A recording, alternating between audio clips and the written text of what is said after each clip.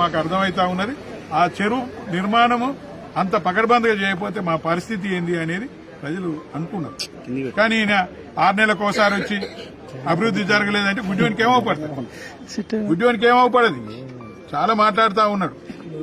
ఎన్ని మాటలు మాట్లాడినా ఏది మాట్లాడినా ప్రజలంతా కూడా టీఆర్ఎస్ వైపే చూస్తా ఉన్నారు.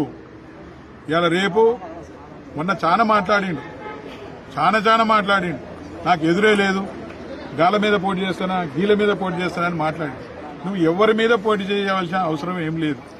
అసలు నీవేందో నీ ఆలోచన విధానాన్ని ఏందో ఒక పద్ధతిలో పెట్టుకొని నువ్వు కేసీఆర్ అవసరం లేదు, కేటీఆర్ అవసరం లేదు నీ మీద పోటీ చేయడానికి.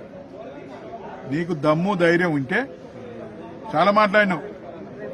ఓ బఫూన్ అని మాట్లాడినావు, తూతుంబాలుగాళ్ళని మాట్లాడినావు. ఎస్, ఈ బఫూన్ గాళ్ళ మీదనే తూతుంబాలుగాళ్ళ మీద పోటీ చేసి దమ్ముంటే రాజీనామా చేసి గెలువు. నువ్వేందో నీ పరిస్థితి ఏందో నీ వాపును చూసి బల్బ్ అనుకుంటున్నావు. నీ బల్బ్ ఏందో అర్థమవుతుంది. డబ్బులను చూసి ఏదో ఎక్కెక్కి పడుతున్నావు, నిక్కి పడుతున్నావు. నువ్వు ఏం నిక్కి పడతావో ఏం ఎక్కెక్కి తర్వాత ఎక్కెక్కి ఏడవాల్సి వస్తుంది. నిక్కి పోజులు కొడుతున్నావు, తర్వాత ఎక్కెక్కి ఏడవాల్సి వస్తుంది. అర్థం చేసుకొని మాట్లాడు. ఒక గుణవంతునిగా మాట్లాడు. ఇష్టం వచ్చినట్టు మాట్లాడితే ఇది ఎవరు భరించారు. ఇప్పటిదాకా మా నాయకత్వం ఎవరిని ఏమనొద్దు, ఒక క్రమశిక్షణతోటి ఉండమని చెప్పారు. మాట్లాడమంటే మాటలు మాకు బాగా తెలుసు, ఏం మాట్లాడాలో తెలుసు. మళ్ళా అంతవరకు రానియబాకండి. ఇప్పటికైనా విజ్ఞతతోటి ఉంటే సంతోషం. ఏదేమైనా నీకు దమ్ము ధైర్యం ఉంటే రాజీనామా చేసి ఎన్నికలకు రా. వస్తే ఈ ప్రాంత ప్రజల దమ్మేందో నిరూపించుకుంటారు. నీ పైసల రాజకీయం నడవదు, నీ డబ్బుల రాజకీయం నడవదు. వస్తే నీకు ఒక 21,000 కోట్లు కాంట్రాక్ట్ రావచ్చు. ఇవాళ ఏమైంది? నువ్వు తినే ప్రతి మెతుకు కాంగ్రెస్ పార్టీ, నువ్వు ఉన్న ఇల్లు కాంగ్రెస్ పార్టీలో ఉండటం వల్ల నీ కాంట్రాక్ట్లు వచ్చినాయి. దాంతో ఇల్లు కట్టుకున్నావు. నువ్వు తిరిగే కారు కూడా కాంగ్రెస్ పార్టీ.